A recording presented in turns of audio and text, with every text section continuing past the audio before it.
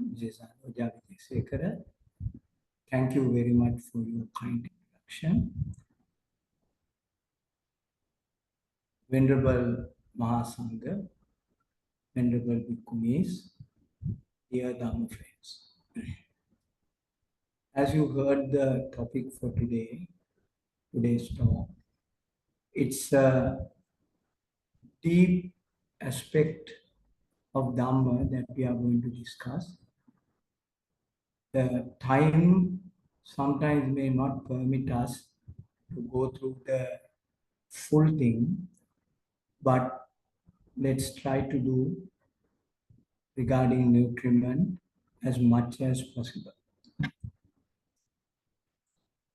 Sama Sambuddha has stated, Sabbe Satta Ahara Titika. All beings subsist on nutriment. Now, this statement of Sama Sambuddha has a very deep meaning.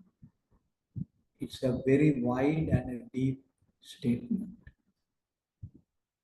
Here, Buddha qualifies this by saying, this is the one factor about life. If deserves to be contemplated, deserves to be understood by the disciple. If the disciple understands the content of this statement, all beings subsist on nutriment, he will see the root cause of existence. And also, not only that, it will be possible for him to eliminate the root cause and to exit samsaric cycle.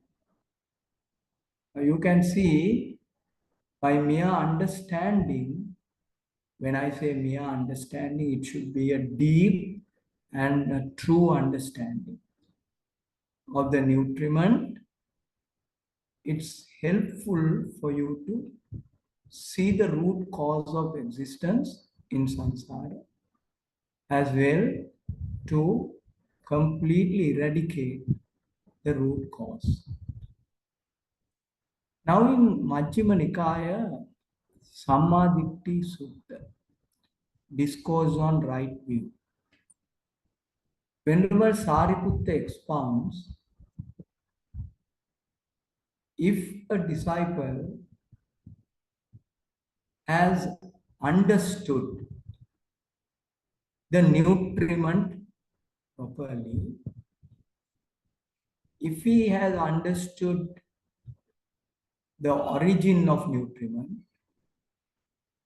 and if he has understood the cessation of nutriment and the way leading to the cessation of nutriment, he is one of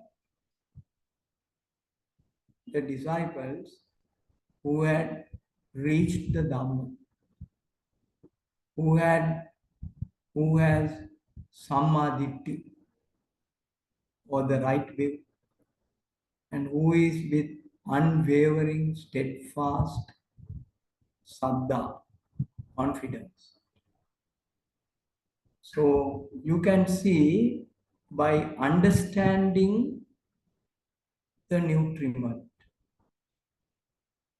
by understanding the origin of nutriment, by understanding the cessation of nutriment, by understanding the way leading to the cessation of nutriment, one can become an arhat. That is what this statement shows in short. But this understanding is not merely the understanding through our Suttamaya Jnana, what we have heard and read, not through even reflection. These two are important. Shrutame Jnana, what we hear about Dhamma is important. Reflection on Dhamma is important for us to understand things. But this involves the bhavana jnana or the wisdom you have gained from meditation. So when you say you know the nutriment, you know it to the very letter. You know it, then you become a disciple. The disciple becomes another. In many Samyutta Nikaya sutras, even Buddha has reiterated this. So, Dhamma friends, as you all know, according to the teachings of Buddha, there are no four nutriments.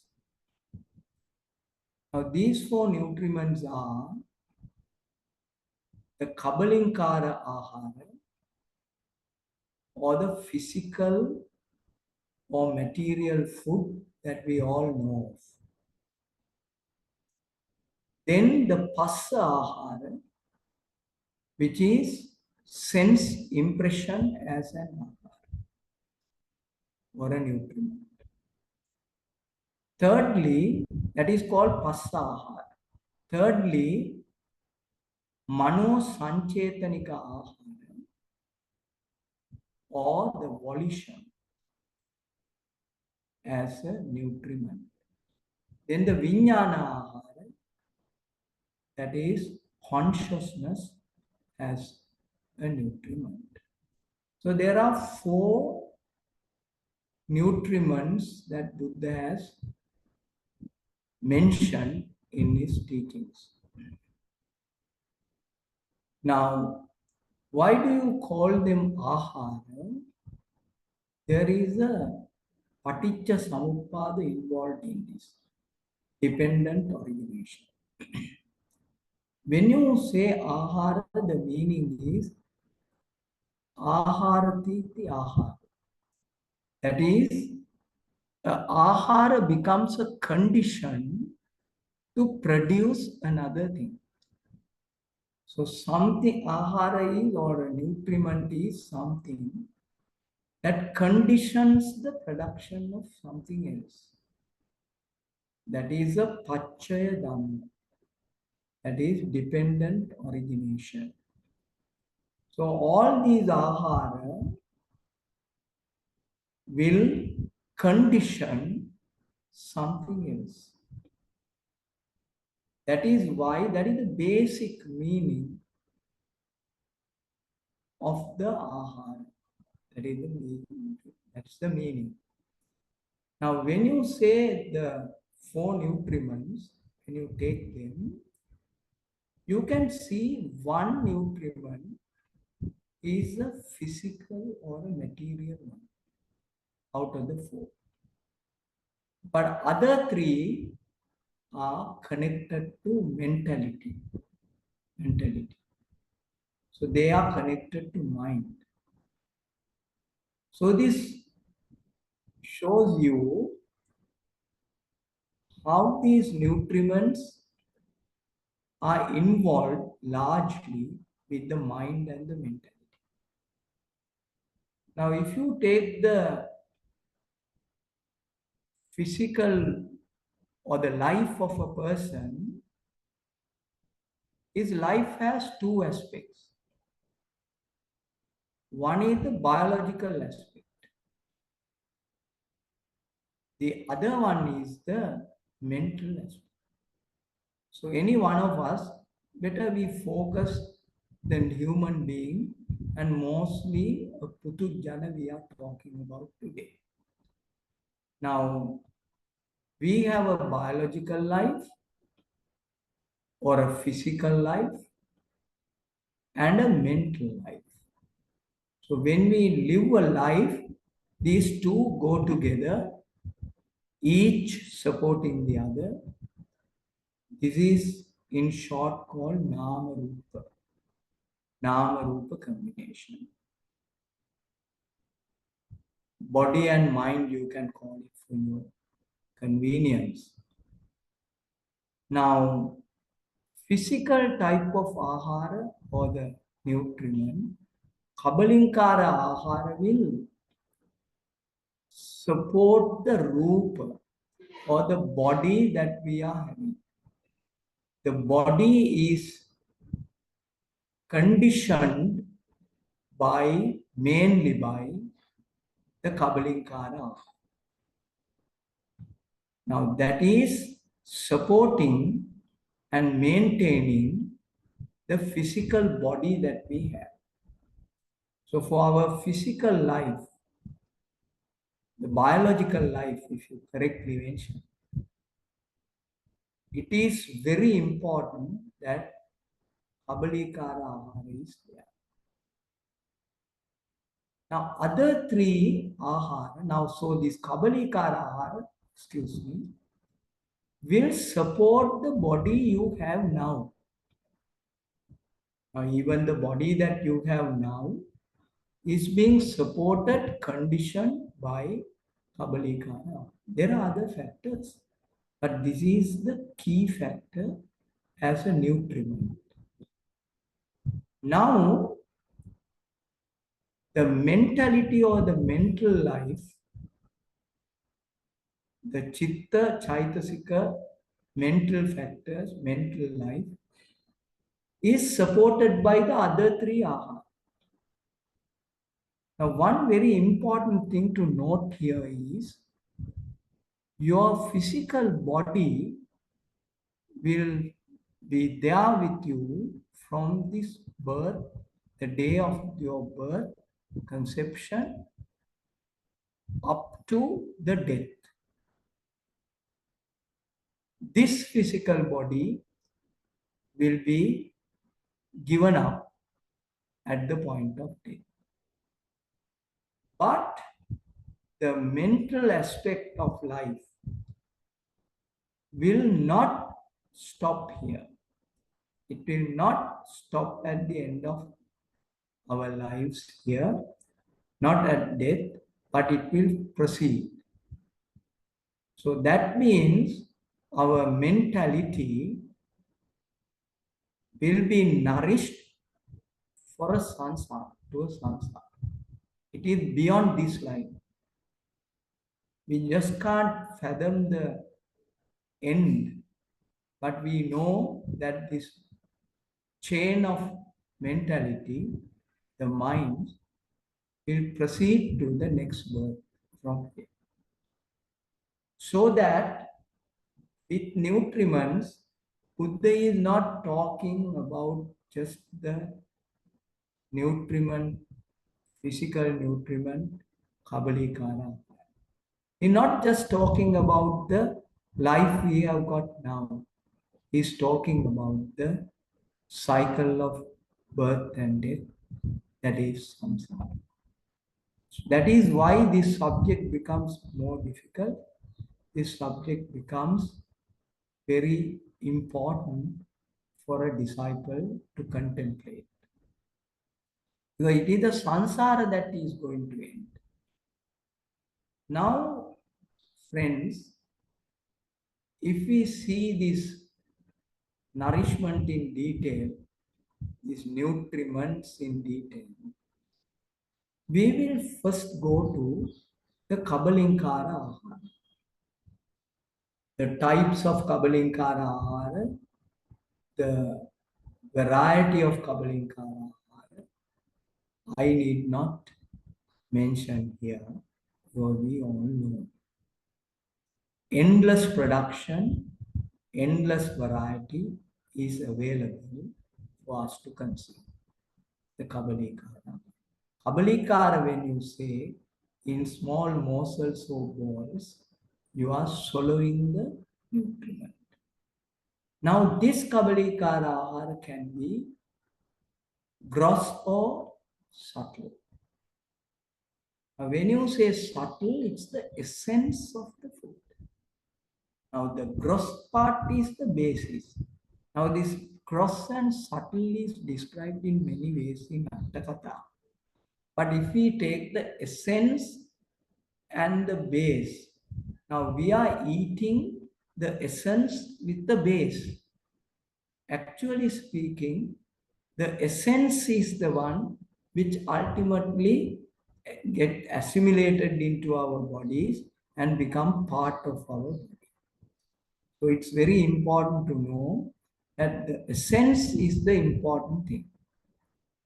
Now, one important thing is the assimilation. When we assimilate the physical food, that food is chewed, swallowed, and digested, and part is absorbed, that goes and forms the finest, finest units of the physical body. Now, according to the scientists, the finest units can be the human cell or the cell of a being. Cells, we have heard in biology, cells. But a scientist, physicist, or a chemist can come and say, no, no, the cell is also formed out of atoms, which are much smaller than the cell. So building block of the cell will be atom, another scientist may say. But Buddha being the greatest scientist, he says, no, no, there is something very subtle, much more subtle than the atom and the neutron and proton and electron. That is the rupa kalapa. These are called, this is called rupa kalapa. Now those are the ones actually being formed by the food that we eat and assimilate, and these rupa kalapa are formed and that becomes our body. So the external ahara, nutriment, becomes our body. Then we claim ownership. Now that is where the delusion comes. Now we don't think that this is kabalikara ahara in the finest form forming our structure. We don't think that way. We call it my body and that one's body that way. So that is why Buddha says you should properly understand this, this subject of ahara. So it is, you can't claim this is yours because you become a ahara to another animal. When it eats you, your body becomes the ahara to him and his body is formed in a different structure. So that there is no atta. You can't call it atta. So that is the important thing that we have to learn. Now, if we further understand, try to understand the Kabalikara Ahara, the Kabalikara Ahara being a very essential aspect of our lives. This essential needs, one of the essential needs of our life is actually a stress and a burden to us, which we don't understand, which we may not have thought of. The very fact that we have to find the Kabalikara Ahara for our body to be kept live, that very fact is a burden. That very fact is a dukkha. We are always carrying the burden in our heads that we have to find the ahara. Now, why should you find the ahara? Now, we are talking at the Pruthajjana level. Why do you find ahara? With the lust of keeping this body alive. When I say lust of keeping the body alive, somebody might get a little upset about it. Actually, because we have a body only, we have that lust to keep it going. Once we have got it, there is nothing else that we could do. We have to keep it going.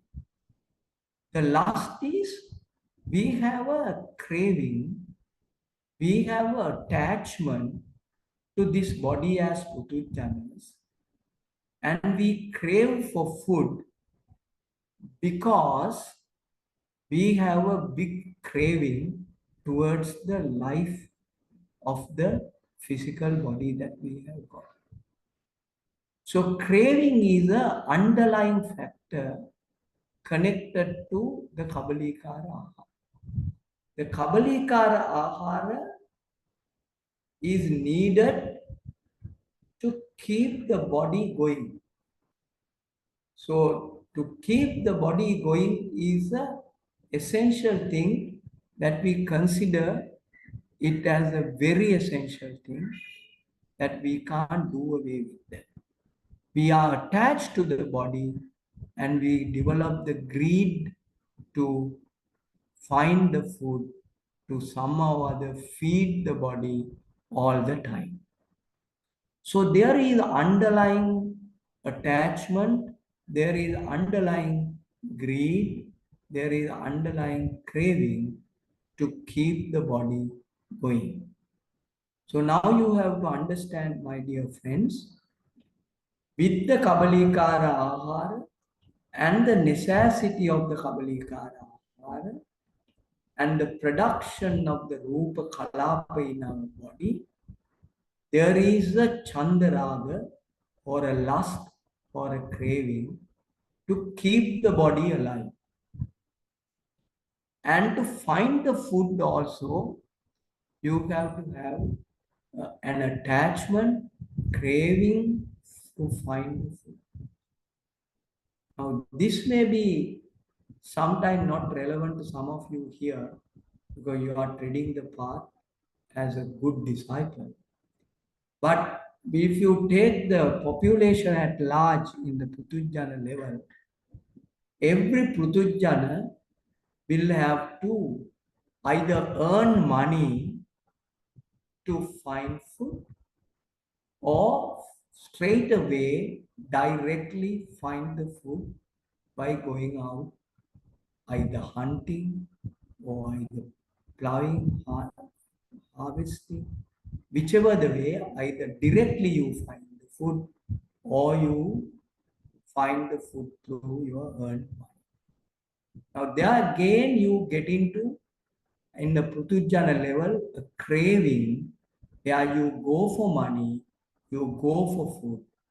Now that kind of craving, which may be not very prominent, but the primary objective to be fulfilled, you have to have this kind of chandaraga with you. So now, the behind the scene, the original factor is craving in regard to Kabalikara. As well as the necessity, the primary need for food is a burden in our heads, which is always working within us. If you are looking after a family which is much more, and then going and finding the food is another challenge, especially nowadays. You have to work hard, you have to sweat a lot, you have to burn your midnight oil, you will have to go and do your hard work, protect the things that you have earned, and it should be not only there, but it should be sufficiently there. So all this gives you dukkha. So craving and dukkha aspect you can see. Now these are the things the Samma Sambuddha asks us to contemplate on. Now the ahara, when you say Kabalikara ahara, it's just an enjoyment to us most of the time. It gives us pleasure and enjoyment. But apart from that, these are the other things that you have to contemplate on. If you are rightly doing it, if you are rightly treading the path, if you are a true disciple, you have to think of these things. Not that we are going to be pessimistic. You are going to look at the truth. Then biologically, the being has to consume the food.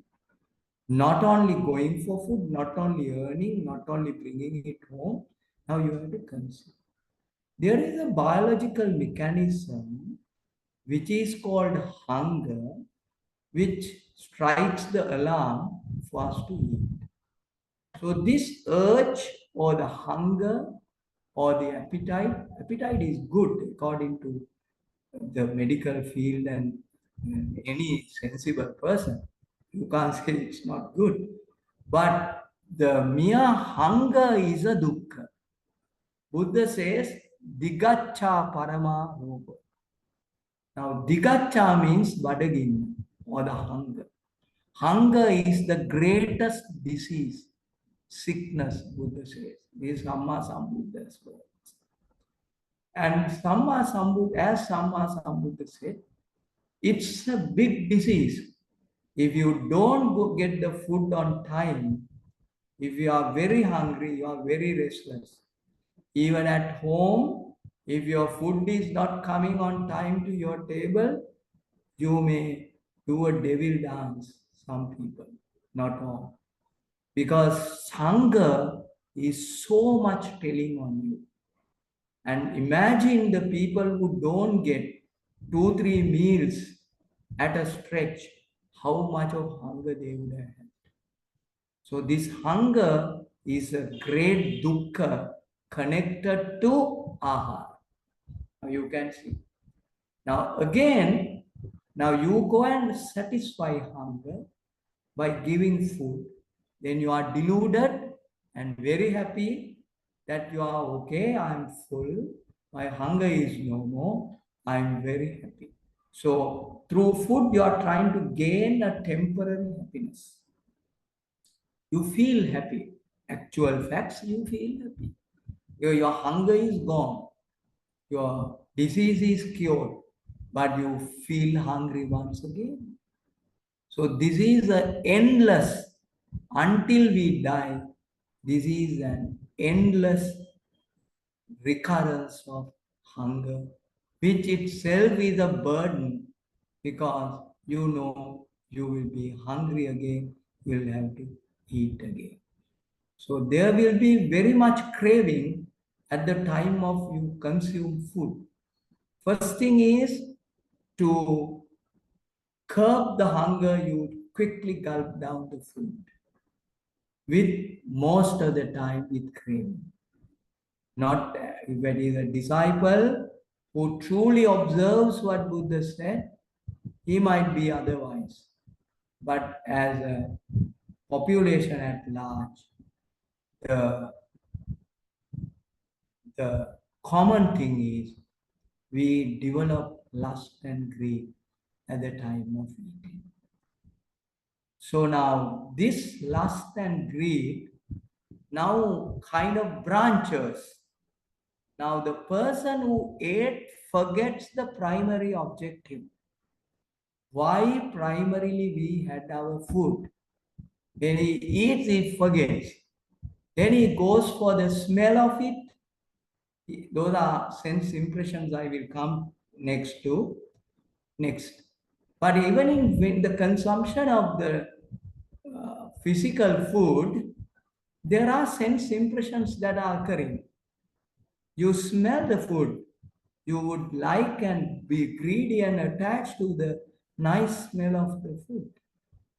And since you are expecting a nice smell of the food the wife or husband cook for you, if the smell is not good, you will be very angry, not very happy. So then the dosa comes up, ill will. You can see eating, though simple in words, how branched it is. Then you will go for the texture of it. When you touch, it should look nice.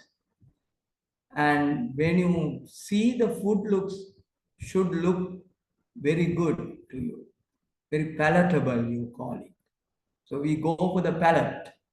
So you can see in those words, small words like palatable food, and this food is very good. I am very happy about today's spread. All these things we use from time to time.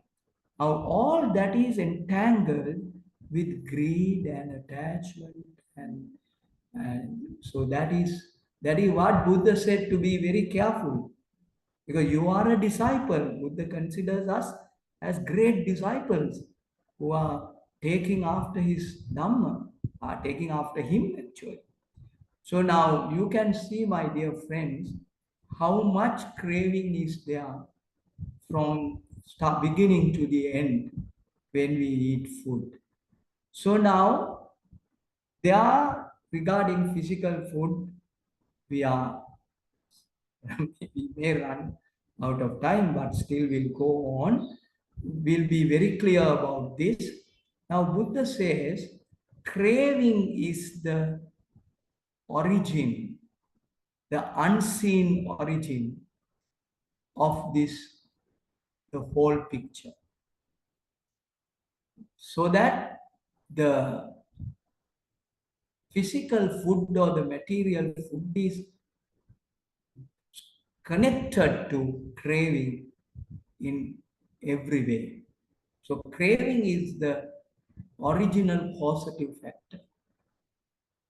Though we are going through Paticca Samuppada, though it is the easy, immediate, it is not the immediate cause, it is the deep and the most important cause regarding any nutriment, not only physical food. Now, now we know the physical food to some extent in this talk is Sutta only. We must remember that. Not much reflection of Bhavana Jnana. And also we know that there is a cause behind the scene. That is craving. That's what Buddha says. For all nutriments, the craving is the ultimate cause. And so if we are going for cessation of nutriment, one thing that you have to destroy or eliminate is the craving. That is what Buddha says. If you are to eliminate craving, you have to follow the Aryatthamika Marga. So that is what even in the Sariputta Thero's discourse, what he said. So that is a different aspect altogether. But this is our understanding what the nutriment is. Now, one thing very clear to us, Samma Sambuddha says, somehow or other, try to be away from craving for food. Away from craving for food. Now, for a disciple who has gone forth, if he is truly disciplined, this becomes the easy target. Because he goes with the bowl on arms round, if he is a true disciple, he doesn't know what he gets. He doesn't crave for anything. He brings home what he brings to the temple or the monastery, what is given to him. Now, that is one way of trying to mitigate the craving that we have.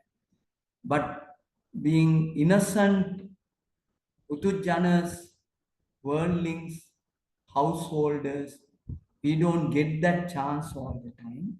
But we can find ways of doing it to mitigate the craving, because Buddha says it's very important. Otherwise, you go into next volition and come. Because if you don't stop somewhere here, and then Buddha says, when you eat your food, earning I will not go into now because it's another very big branch.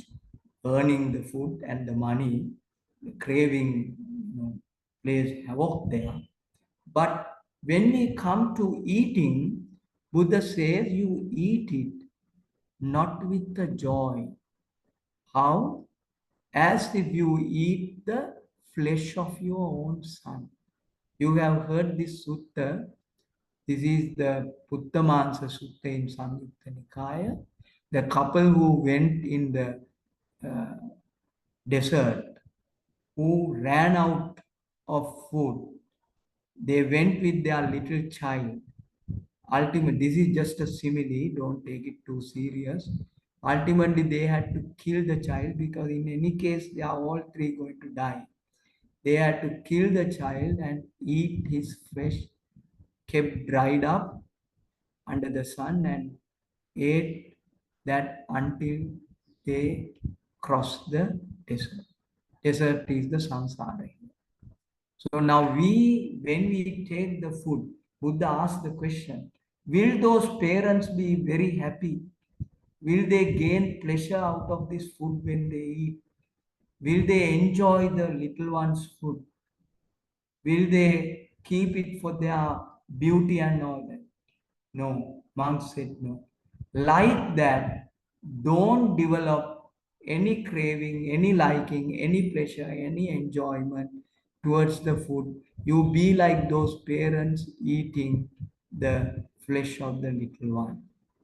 If you do so, you will be more disciplined and you will not go beyond that aspect of lust, or you may not get into lust, so that the chain of events after that will be broken. And then Buddha says, if you do that, you contemplate always. You are eating this food. You are a great disciple. Your only hope is to get out of this samsara. You are not living for a job or something else. This is for a disciple, Buddha says. Even we, Buddha says, when you eat, you contemplate that you are eating just for the purpose of maintaining this body, to practice to get rid of this samsara. Not for anything else, not for pleasure, not for enjoyment, not for sports, not to be beautiful, not any of those. So, Dharma friends, now this is the contemplation Buddha wants us to do on this physical food. I'm sorry, so I have gone a little more because at least one we have to be clear.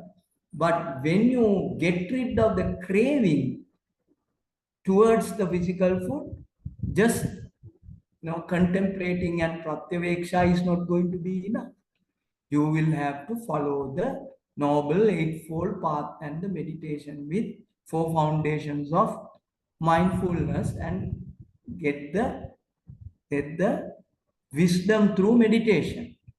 So meditative prajna or wisdom is the important thing for you to eradicate the craving. But through nutrition, what it tries to show is you can contemplate to enter the meditation and the four foundations of mind. Now, when we come to the sense impressions, now, my friends, the second one Buddha mentioned as ahara or a nutriment is sense impression. Now, we have well-known six sense impressions through our six sense doors. What are the six sense impressions? The six sense impressions are seeing with your eye, hearing with your ear, smelling with your nose, tasting with your tongue, touching with your body, and thinking or cognizing the past events and all. Focus to the mind with your mind door. So one door is internally working, causing sense impressions. Other five are externally working, internalizing the external world. When these sense impressions occur, if we take the example of eye, the eye, the eye will focus on an external visual object. The moment the eye focuses on that visual object, the mind of seeing will spontaneously occur.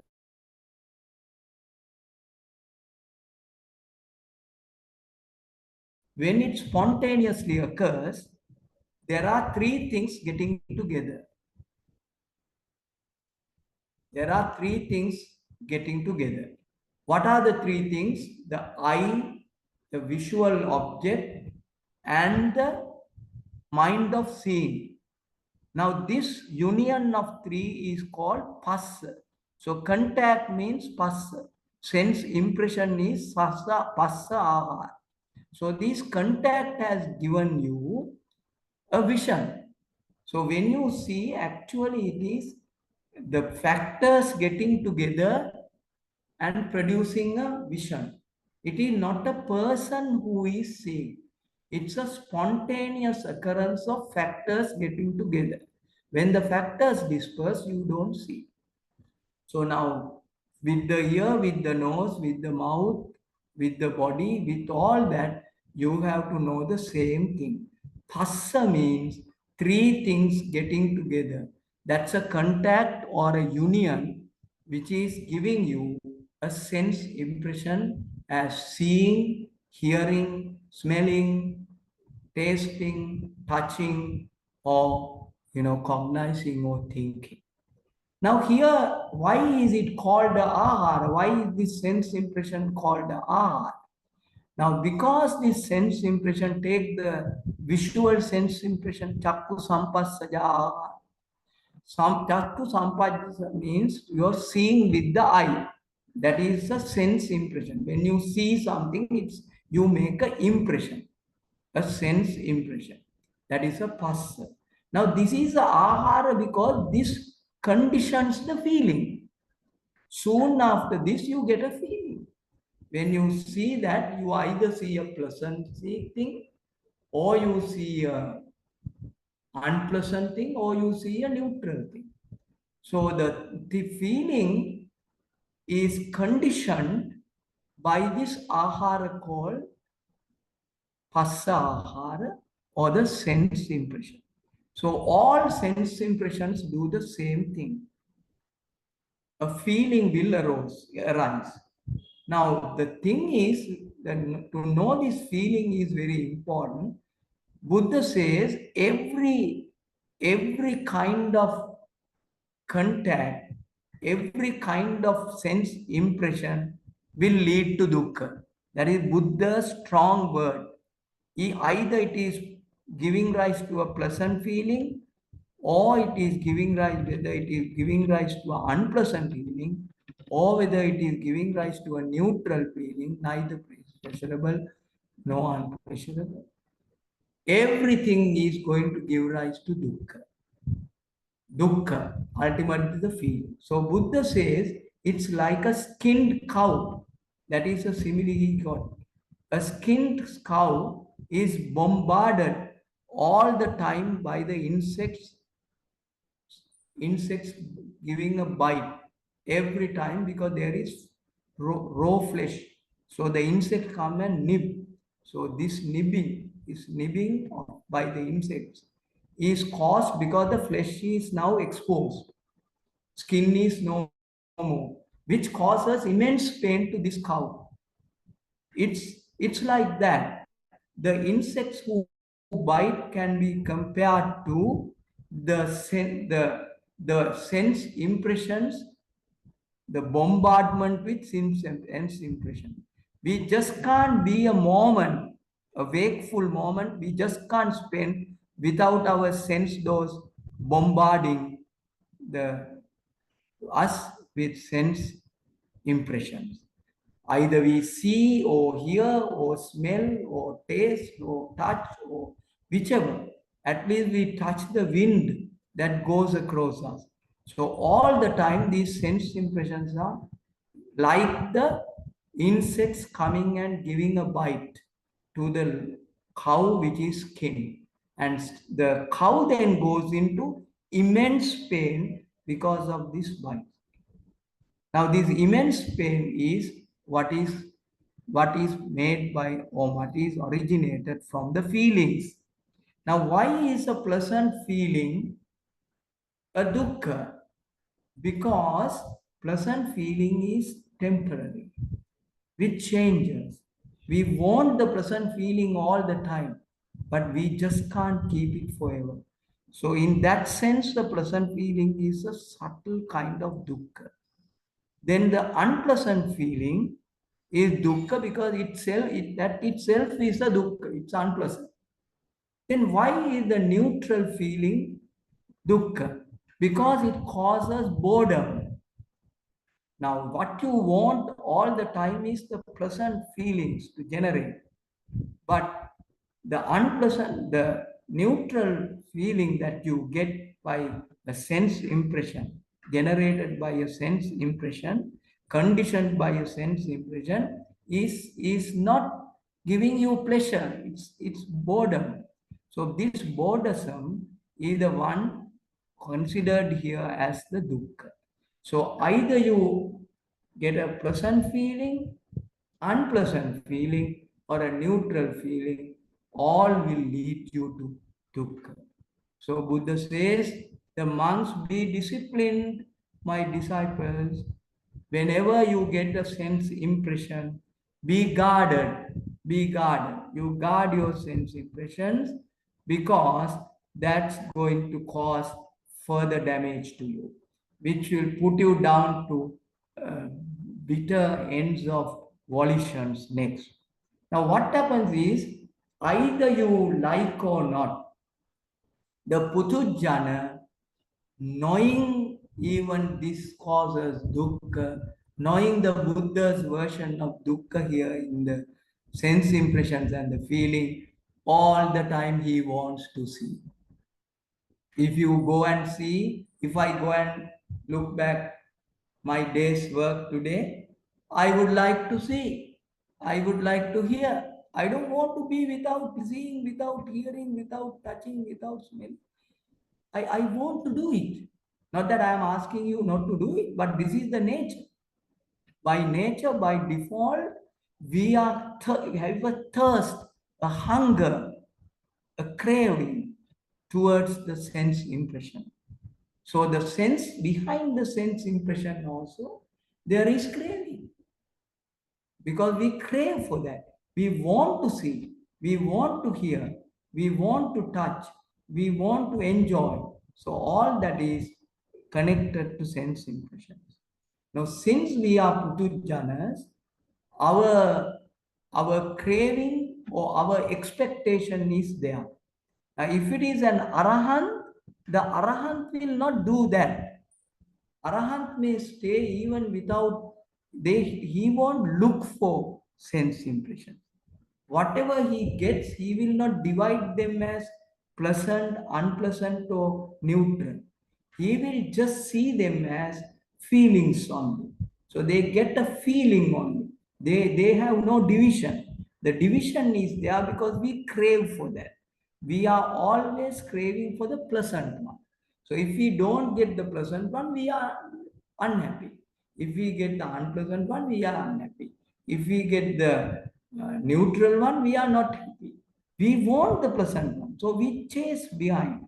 Now that's a burden and a dukkha. So you can see, Dharma friends, how these nutriments are and how they are very useful for our contemplation. So the next ones I will just go through. I will not go into detail. The next one Buddha said was Mano Sanchetanika Ahara. Mano Sanchetanika Ahara is the volition. Volition is the good and bad we do with the chetana or a mental determination. We either do them through our word, body, or mind. So, volition is a food because it gives rise to the three types of existence. That is, three realms of existence. Now, you are born as a being because of your volitions. Volitions, volition based actions are called karma. So, this karma is a food. Food for what? To give birth. Give birth where? Give birth in the three realms or three levels. That is the Kama Loka, Rupa Loka, Arupa Loka. So that is the volition. So volition is a food, but all the time, as a person who is being put into a glowing charcoal pit, the samsara, by dragging him to the pit and putting him inside the pit, the karma will chase behind us and drag us and put us into the sansara, which is like the glowing charcoal pit. So you can see Buddha said to avoid it, you will have to now, why are we doing all these kind of uh, Chetana Mulika actions? Why are we developing volitions? Because the expectation of a human being in a life or even another being is so great. We have big expectation. We have so much to do in life. We have so much to achieve. Now, in that process, the volitions come either good or bad, or good or bad, may not be neutral volitions, good or bad, continuously throughout our lives when we try to achieve things. Maybe good ones, maybe bad ones. But either of them will put you into samsara. So the nutriment volition to avoid, you have to get and tread the path, what the Buddha said. That is treading the path. That is shown in Arya Tangika Marga. Lastly, since I want to wind up, lastly, the Vijnana Aha. Vijnana, when you say consciousness. Consciousness is throughout our life, consciousness is there. One after the other, consciousness takes place. When one consciousness disappears, the next one comes. But that is not what Buddha mentioned here as ahara. Here, what Buddha said was the relinking consciousness, the birth consciousness. Birth consciousness is a ahara to the new life. Now, this becomes a ahara to the nama and rupa, form and mentality, which is in this new life. So the consciousness, birth consciousness, gives rise to the materiality and the mentality of the new life. This has a very big description, which is not possible because now as the relinking consciousness occurs as the first mind in the newborn, that mind occurs with some rupa. That with that mind, some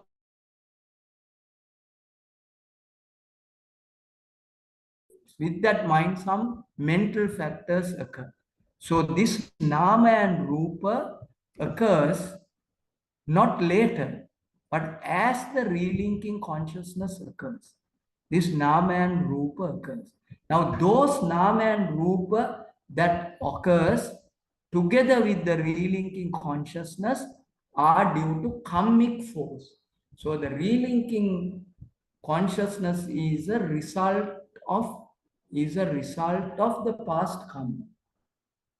With the relinking consciousness, there are some rupa that are rising in the place at the time of relinking consciousness takes place.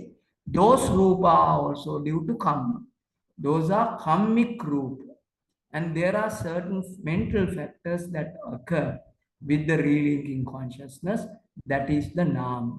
So the relinking consciousness becomes the ahara directly and then and there to nama and rupa of this life. Later it grows into nama and rupa of the fetus, and then the fetus is born to this world as a child, and that is the vijnana. So that I think a huge topic which I got. It's very wide and deep. I think I did justice to the topic, at least by explaining the physical food uh, in detail and the others in a nutshell. So may all beings be well and Sadhu, sadhu, sadhu. So, Kosala, you explained this subject so very clearly, step by step. And I think that was a wonderful explanation of these four nutriments. And I think the fact that you analyze the Kabalinkara Ahara in such detail, I think enabled us to see the mental processes that are involved and how craving is at the root of all of those things. And so it was a excellent talk, beautifully explained and extremely clear, very, very clear, Kosala. There was nothing that was not crystal clear, because I think you explained it so very well, and so that I don't think anybody has any doubts about your explanation, because it was absolutely wonderfully done. Thank you very much, Kosala. Now, I don't know whether people have questions or comments. If you do, please, you can either open your video and raise your hand. Would you like to do that? The participants, you can unmute and then raise your hand, please. Do people have comments or questions?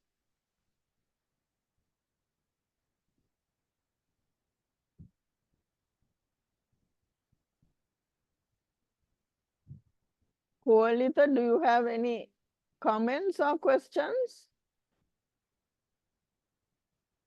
And no, only to say that it was a brilliant lecture as usual. So crystal clear. Got to know some idea about all these four aharas. Thank you, Kosala, for that wonderful presentation. Thanks.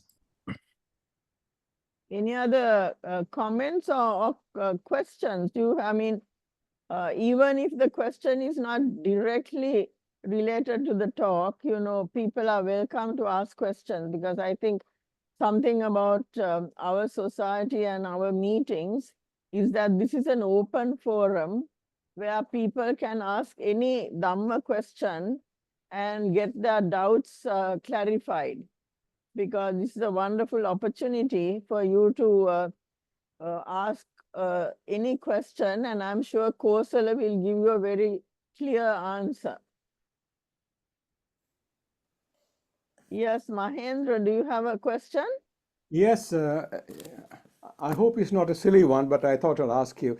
I like the example given of the cow losing its skin and being exposed to all stimuli from outside. My question is, what about the cow who has his hide is still intact, but have internal thoughts, memories, and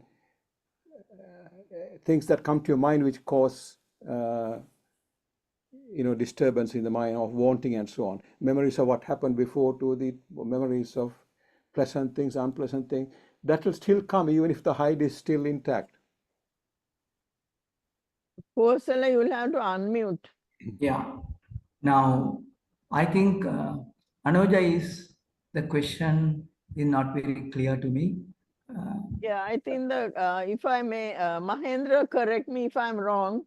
Now, Okay. Mahendra says that you gave the example of the cow whose skin was removed, but then now he was asking, even if the skin is intact, that there are things that plague the cow in terms of his mental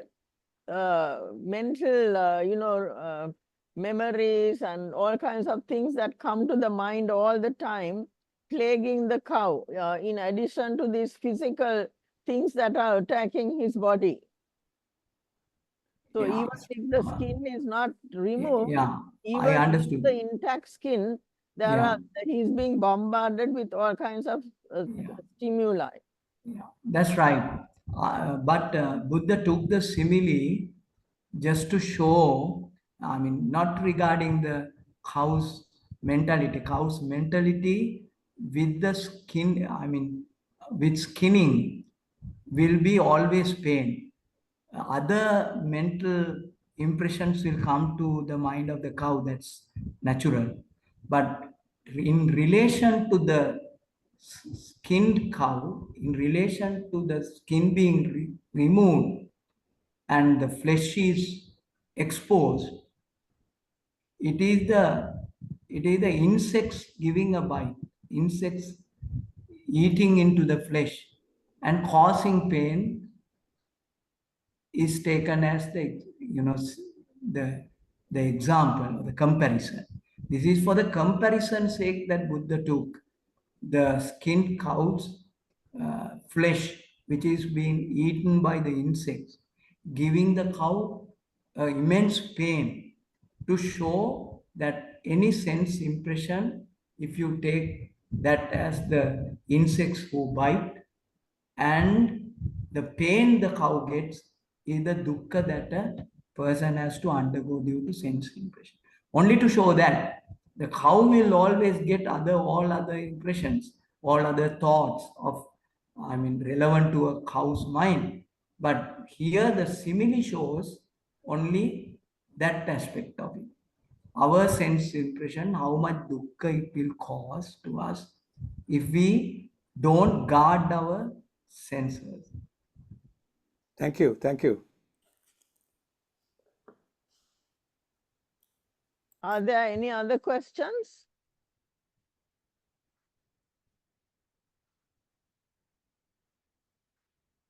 So I think what is wonderful about these analogies that the Buddha gave is that he gave such graphic analogies. So this skinned cow really, that shows that even mental impressions can be like those creatures that are attacking the cow. So even regardless of whether it's the insects or the mental impressions, it's the same thing. And as Kosala said, it all causes dukkha. Yeah, I think there was another. Yes, Samantha, would you like to ask your question? Yeah, thanks, Anuja. Thank you, Dr. Kosala. That was a wonderful talk. Look forward to some more for the next part of the dependent origination. But yeah, my question is, with this topic of Ahara, now Buddha, I suppose it's essential though to keep the body. As long as we are born, we need the food. I suppose without craving, because Buddha himself realized that, isn't it, through austerities when he sort of emancipated his body, that was not good, and he had to follow the middle path. So he had to seek food to his realization. So as long as we got a body, are we craving for food, or is it a necessity to nourish the body for existence? Yeah, that's a good question. But what happens is, now what Buddha says is you have to eat. That he didn't deny. Samma Sambuddha didn't deny that part, because you have got a body. You can't commit suicide by not eating.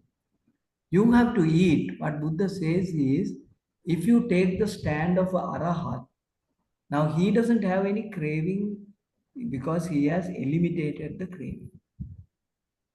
But in a putujjana, true, he goes to eat, he goes to earn, not with a visible craving. But what he is involved in is in keeping the body alive, because you are very much attached as a person to your body. Now this self view is there with the putujjana person. So when there is a self view, he fears the demise. He fears this body withering away without food. So that on the other hand, he has an attachment to keep this body alive. So his mentality, his idea is not as same as the arahants or the liberated one's idea. Liberated one goes for food, eats food, consumes food, all that is without any kind of attachment, because he doesn't have any attachment. He has completely kamaraga is gone. He doesn't have. But Pratujjana cannot avoid that. It comes to him. He gets attached, which is a very subtle thing. But you go for a primary objective of finding food and eating and nourishing the body. But in that nourishment, there is attachment also. That is what Buddha said. that you can't, difficult to overcome. Somewhere down the line, you get attached. Thank you. Thank you, Dr. Kosala. So I suppose the intention, having the right intention of why you're eating with mindfulness, that would be the important Yeah, part. that is what Buddha said to his Thank you for that question. disciples. Yeah. Lovely. Thank you, Dr. Kosala. That was very clear. Thank you. Thank you, Samantha, for that question. Any other questions?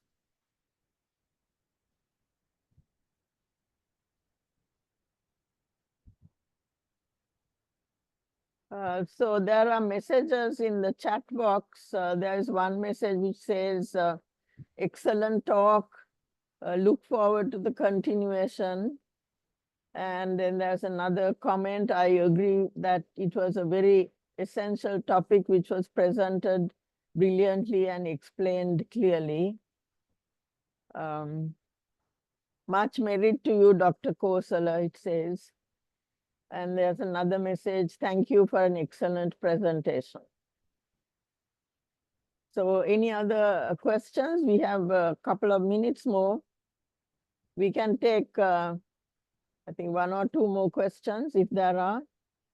As I said, it doesn't have to be directly related to the talk. You can even ask other questions, because that is what is good about the servants of the Buddha. You can ask any question you like.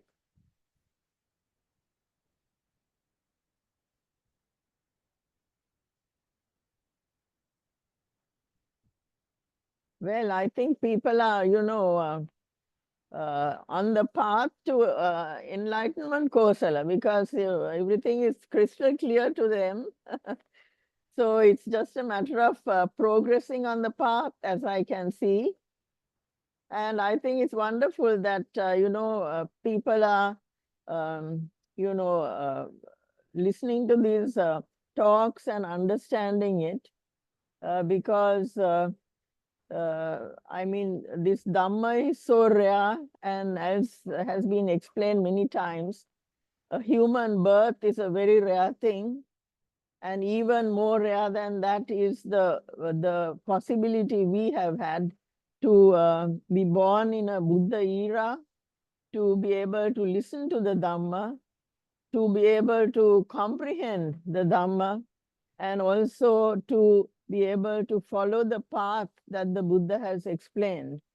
So I think all of us here today who are participating in this program, we are extremely fortunate that we have been able to listen to this wonderful talk, which has really opened our eyes to the fundamentals of what the Buddha taught, that the essential ingredient that keeps us in samsara is this tanha, which, as Kosala explained so clearly, is linked to all four nutrients of the physical body, then the sense impressions, volition, and also finally the consciousness which leads to the next life, which again is rooted in tanha, and that is why there is a rebirth.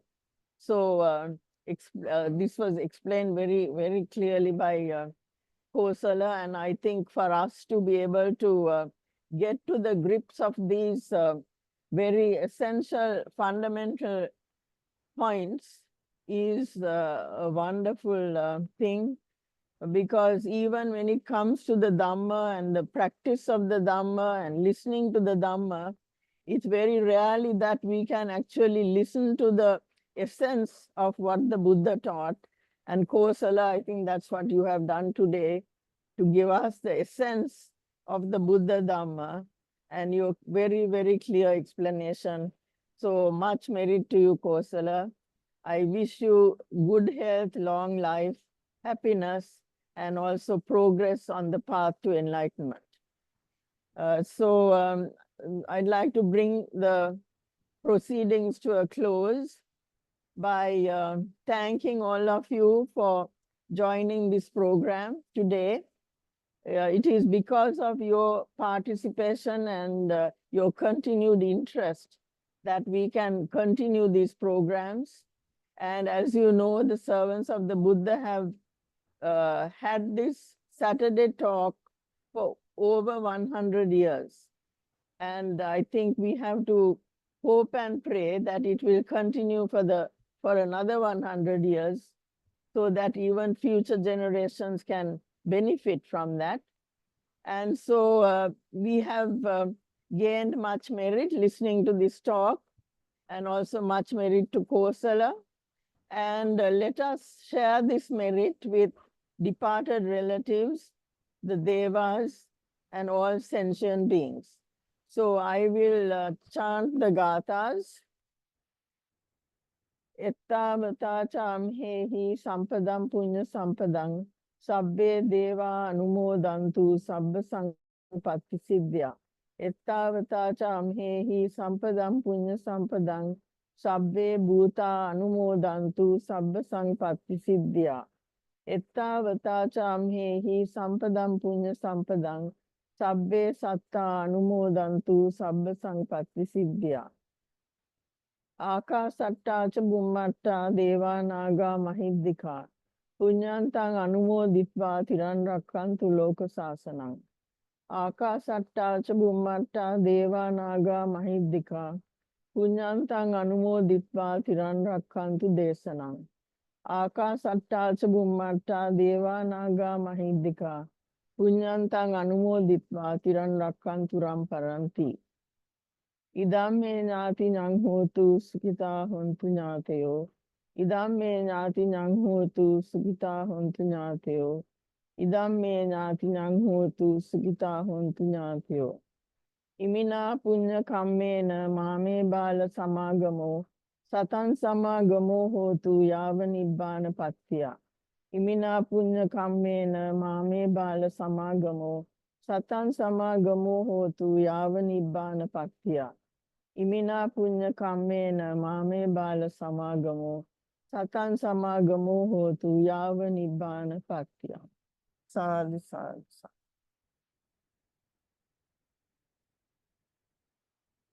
So we will bring this meeting to a close, and once again, thank you for everyone for your participation.